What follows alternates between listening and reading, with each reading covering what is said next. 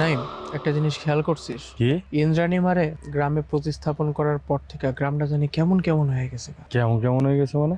দেখ, ইন্দ্রাণী মা গ্রামের অনেকের অনেক ক্ষতি করছে, হুম। কিন্তু এটা কিন্তু আমরা অস্বীকার করতে পারি না যে সে অনেকের উপকার করছে। এই দেখ, যেরকম আমার বোন যখন অসুস্থ ছিল, হুম।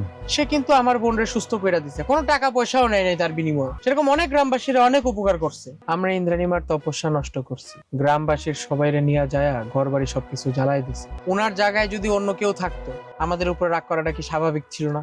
অবশ্যই স্বাভাবিক ছিল।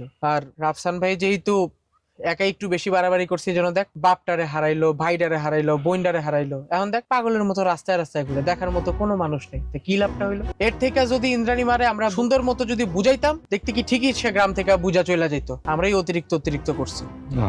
এই দেখ, গ্রামে এখন প্রতিস্থাপন করছি, গ্রামটা পুরো ঠান্ডা, একদম মনে হয় পানির মধ্যে পড়ে আছে গ্রামটা। কত ক্ষতি হয়। এই রাফসান ভাই, রাফসান ভাই, শুনো না, এই রাফসান ভাই,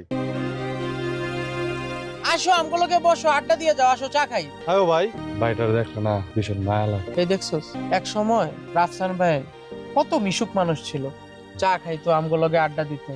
খালি খালি ইন্দ্রাণী মার পিছনে লাগা তার মা বাপ ভাই বোন সবাই হারাই।